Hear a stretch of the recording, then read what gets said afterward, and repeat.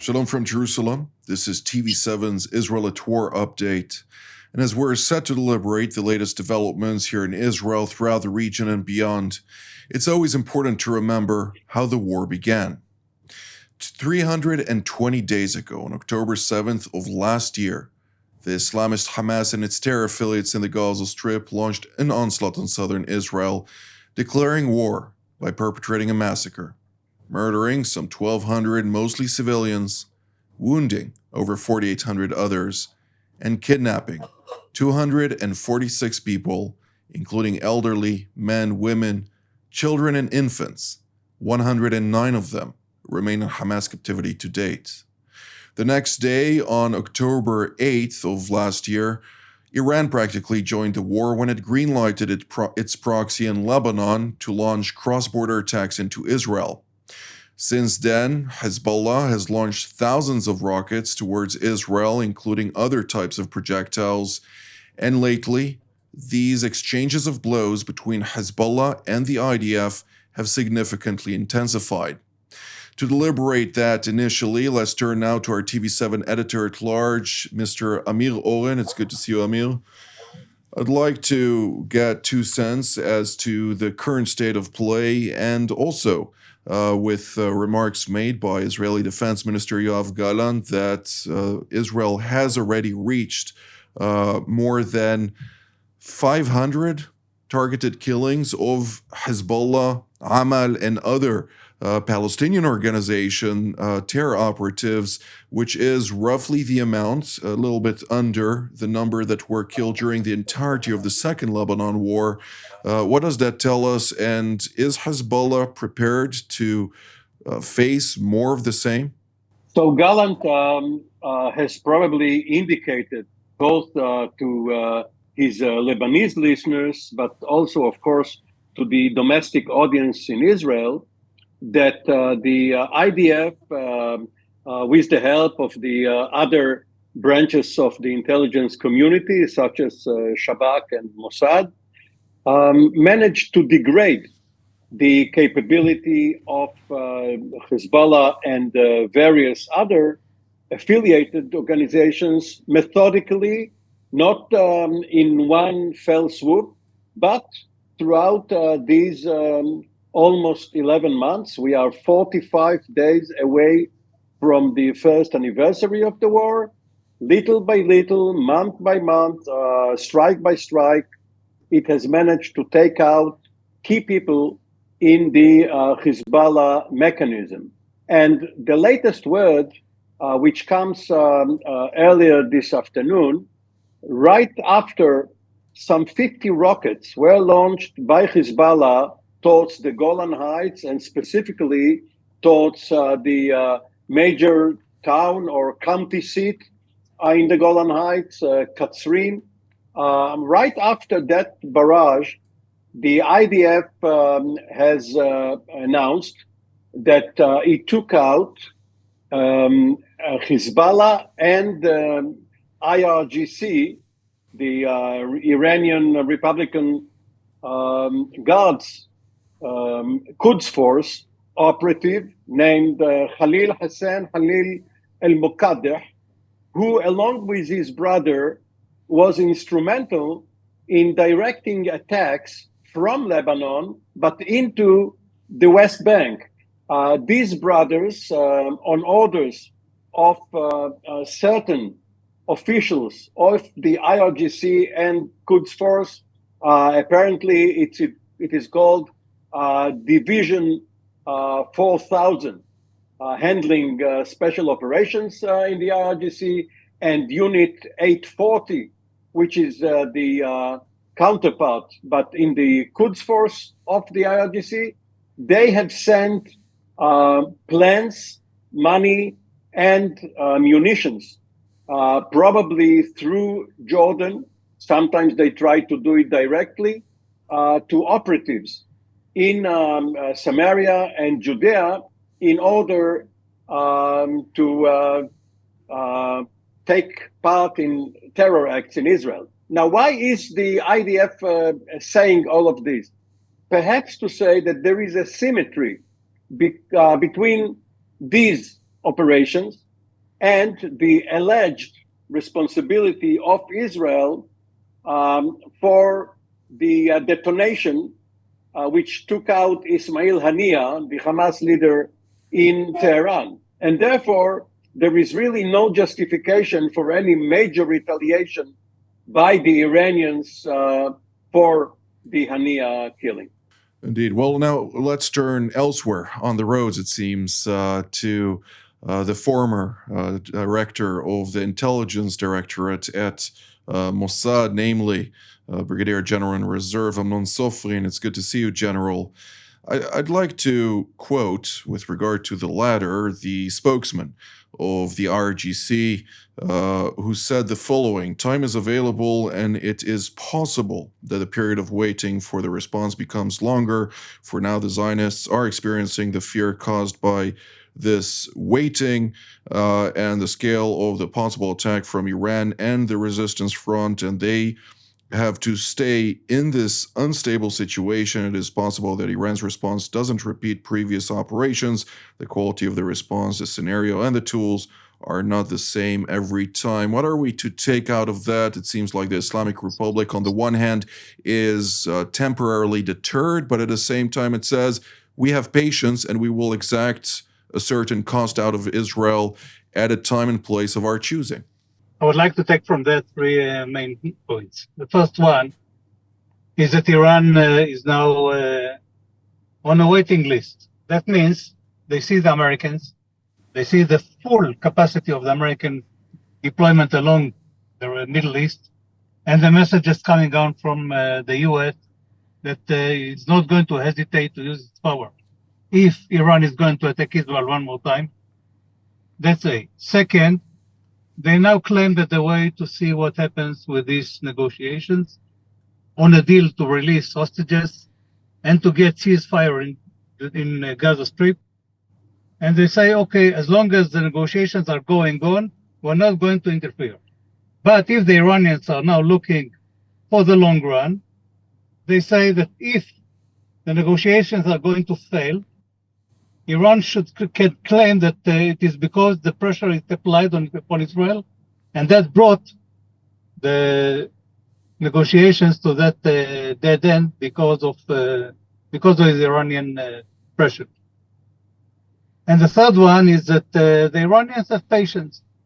They don't really have to return on what happened on April 14th. That means to launch rockets and missiles and UAVs and anything else, and ballistic missiles and cruise missiles like they did. They can try to pay back by trying to hit some senior Israeli. That would be equivalent to what happened within Tehran with Ismail Haniyeh. The same goes with Hezbollah. Hezbollah is waiting right now and say that we are planning, we are waiting, because of course they don't say it openly, but of course they are deterred because of the American deployment, as the message is coming out from the US, especially from the Secretary of Defense and General Kurilla, who is the head of CENTCOM, or commanding officer of CENTCOM. And they say that if you are going to hit Israel, we are going to retaliate, and please be careful. Now, all of them, the Iranians on one hand, and Hezbollah on the second end, all of them have patience. And now they claim, let's see what happens with the negotiations. If the negotiations are going to fail, we're going to react. If not, let's see what happens next. For the next part, I'd like to invite, all the way from Washington, D.C., retired Brigadier General Mark Kimmett, formerly an Assistant Secretary of State for Political and Military Affairs. It's good to see you, General. I'd like to actually quote Pat Ryder, Major General Pat Ryder, who is currently the press secretary of Pentagon, who said that we've had a significant force presence in the Middle East for a very long time, upwards of 30,000 plus U.S. forces operating with partners throughout the region, and I don't foresee that changing anytime soon. What does that signal to the Islamic Republic of Iran and to U.S. partners and allies in the region? Well, first of all, I think it's exactly as it says. We are planning to stay there as long as is necessary. We have a very flexible force. We're able to take those aircraft carriers and those long-range fighters and bombers and put them anywhere in the world within a certain period of time. There is candidly no reason for them to come back to the States. Their normal deployment period is ongoing, and whether they're in the Taiwan Straits or they're in the Middle East or they're in the Mediterranean, they're going to be somewhere. So this is as good a place as any, based on the threat situation, to park them. That's just the nature of the beast. It's not an extraordinary deployment of any kind. This is just how our military operates. So just so happens that the highest threat level right now is in the Middle East. So that's why we've repositioned. In tandem, we also hear all kind of reports with regard to Iranian instructions to its proxies, particularly also the Hashd al-Sha'bi in Iraq, as well as the Ansar Allah, which is dominated by the Houthi tribe in Yemen, preparing to a certain uptick of attacks against bases housing U.S. forces, against naval vessels of the U.S. Navy under NAVCENT command, or various naval assets under Task Force 153. Is that concerning at all? And if so, would that increase additional assets potentially to posture up in the region to deter the Iranians from following through on such a threat? Well, you've got to ask a question in deterrence.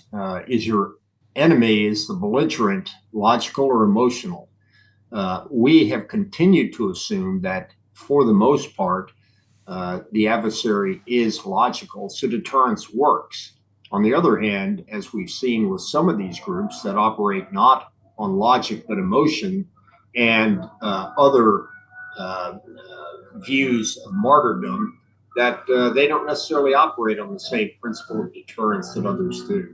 So I think in many ways, having those forces deployed forward gives us a significant amount of reactive capability, in some cases proactive capability. So we have enough to assume that if deterrence fails, we can defend or we can operate.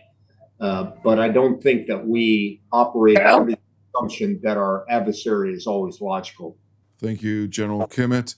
Mr. Oren, when we look at the broad scheme of things, Israel operates under the umbrella of Central Command in concert with additional partners and allies in the region.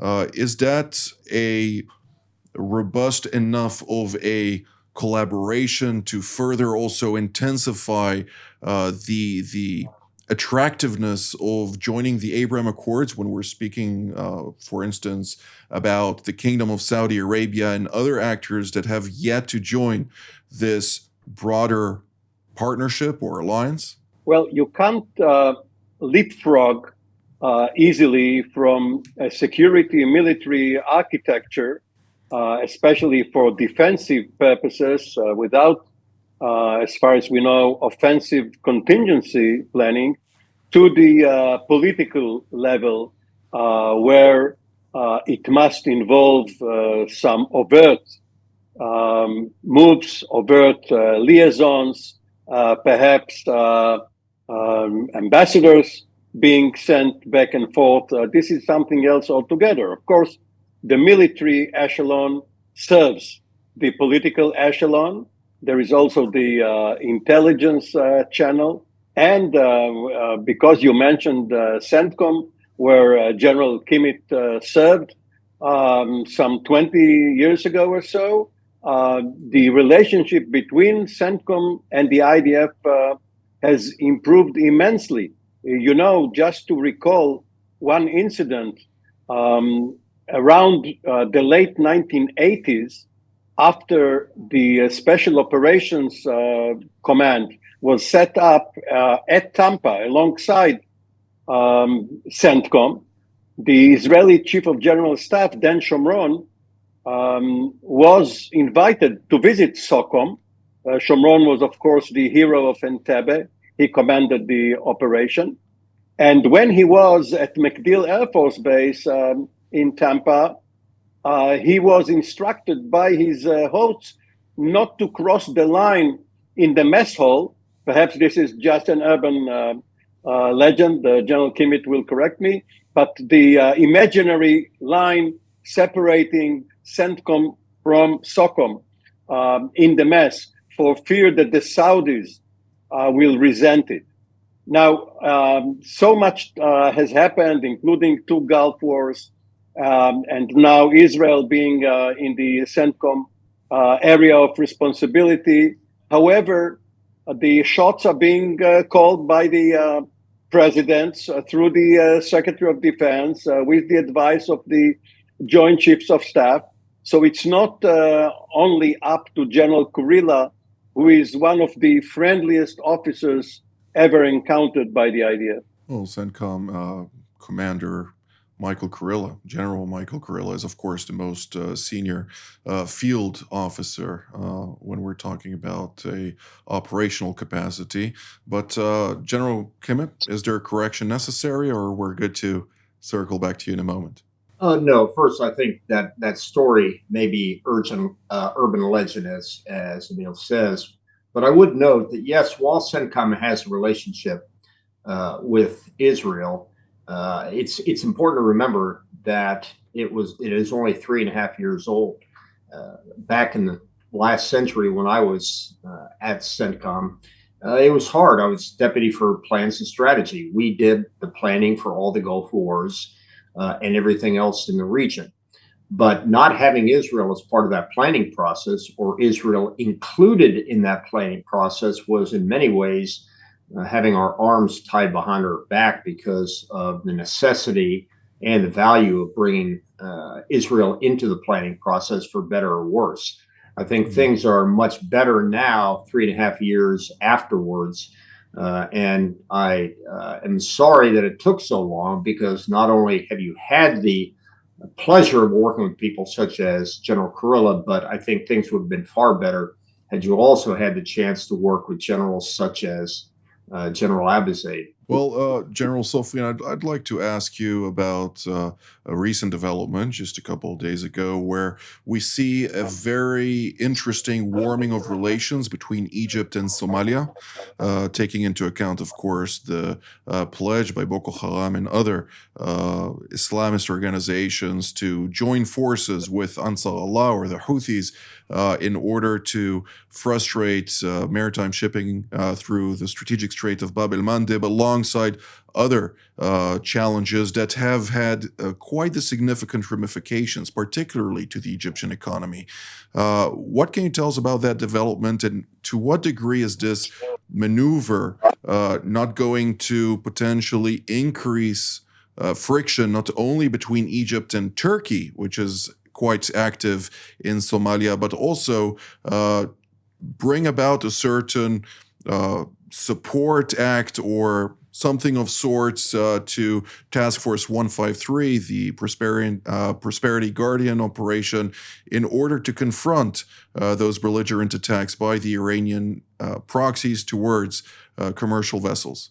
I think that we have to look at that from 2 points of view. The first one is let's see who Somalia is neighboring. Somalia is neighboring Ethiopia, and you know that between Ethiopia and Egypt, there is a friction regarding what they call the Freedom Barrack that was built by Ethiopia on the Blue Nile, and of course the Egyptians don't like it very much, and there is a friction between those two countries.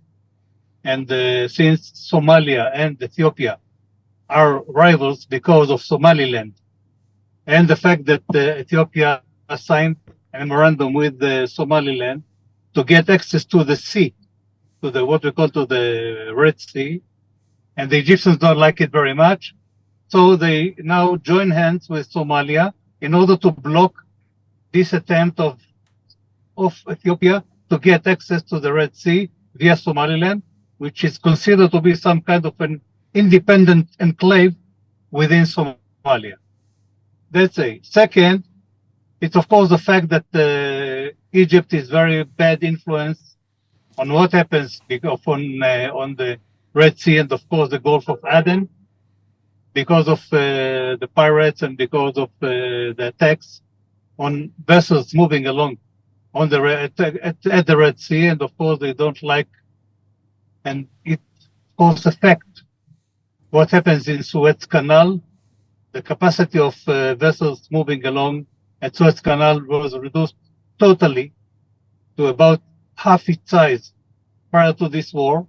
And of course, they would like to bring it back to the same capacity and joining hands with Somalia in order to try to block the attacks of pirates on vessels that are moving along and being attacked on both sides, from Yemen on one hand by the Houthis and on the second hand by the Somali pirates, will assist the Egyptians to bring the vessels back in some way into the Gulf of into the Suez Canal. The Egyptians, of course, have quite a large number of vessels available to them when we're talking about naval power. But General Kimmett, as the man who, as Assistant Secretary of State for Political Military Affairs, established Task Force 151 to counter piracy off the coast of Somalia.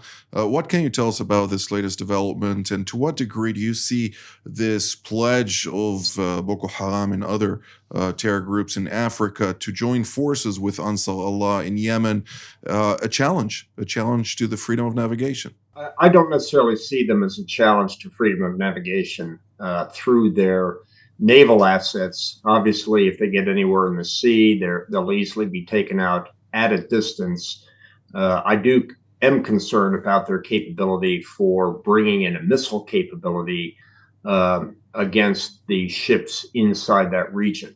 So I think what we are watching very carefully is any kind of ground infiltration or sea infiltration of missiles and missile technology into that area, because I think that's where most people believe that the major danger would lie if Boko Haram got themselves a missile capability that they would use in that area. Other than that, I don't necessarily see them as anything more than a rhetorical threat. Something for the intelligence communities, obviously, to take heed of and to focus on quite intently. Mr. Oren, Algeria has proclaimed that if the Egyptians would allow and open their EEZ and waterways, they would join the war alongside Hamas to fight Israel. Of course, it's delusional, but what can you tell us about it, and how pressing should we be focused on this issue? So, of all the former French colonies and one district, that is Morocco, Tunisia, and Algeria, which was part of France until the Evian Accords, Algeria has been the most extreme, the most hostile and anti-Israel. And in fact, this was part of the reason for the old French-Israeli alliance back in the 1950s, including in the Suez-Sinai campaign, which was intended to topple Gamal Abdel Nasser because of the Egyptian help to the FLN, to Ben Bella's group in Algeria. And even under Boumediene later, it was still anti-Israeli. In recent decades, especially under Bouteflika, it wasn't overtly anti-Israel, but apparently now they are at least voicing their hostility. We had the Houthis declare not long ago that they are going to operate from the Mediterranean against Israel, posing a threat from the West and not only from the South. Perhaps they are going to be in cahoots with the Algerians or some of them. But you know, we had so much trouble. And while this program is called Israel at War, it was good of you to mention the Somali problem. And you can also touch on Sudan. Right now, when Secretary Blinken has left the area following his visits to Israel, Egypt, and Qatar, he mentioned that a very important part of his talks in Egypt, which of course borders both Libya and Sudan, was the terrible condition, the civil war in Sudan. We are here involved with Gaza, with Lebanon, with all the rest, but not too far from us, there are other troubles, for other peoples. So maybe this should give us some sense of proportion. Indeed, but not to forget, of course, the Egyptians under Abdel Fattah al-Sisi have very close ties to the leadership of Abdel Fattah al-Burhan, who leads the government in or the joint military committee in Sudan that is faced, of course, by the rapid deployment forces that are backed, among others, by the Islamic Republic of Iran. So indeed, this is stretched on multiple fronts, and we should take heed of those matters. Nonetheless, we are very short in time, and we should focus on what we can in order to provide as much as possible a broad picture. Nonetheless, the last sentence from General Sofrin. I think that we have to look very carefully at what is going to happen with the negotiations, as it seems to be that this thing is going to fade away, just like the other occasions. And even though the U.S. is trying to broker this deal, I don't see it is happening because of both sides are insisting on their what we call their positions and are not willing to compromise, and therefore I believe that if it's going to fail, and of course at the end of this week on Cairo, if it doesn't go to happen, another meeting of what we call it high level, I believe that this will be a sign for Iran and for Hezbollah to implement what they planned as a revenge of what happened on Tehran and Beirut. General Kimmett, closing sentence from you. No, I feel very much the same way. We don't, in the United States, see Blinken's efforts as achieving anything in the near term. His comments are almost sounding political rather than diplomatic, in the sense that for the last month and a half, we've heard nothing but we're close, we're about there, we're about there.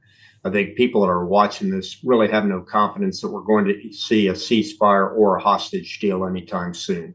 And those are the people that are watching this. 98% of America is focused on the Democratic Convention right now. Well, that's all the time that we have for today. I'd like to thank General Kimmett, General Sofrin, and Mr. Oren for your insights. And I'd like to thank all of you at home as well. Until our next edition, from here in Jerusalem, Shalom.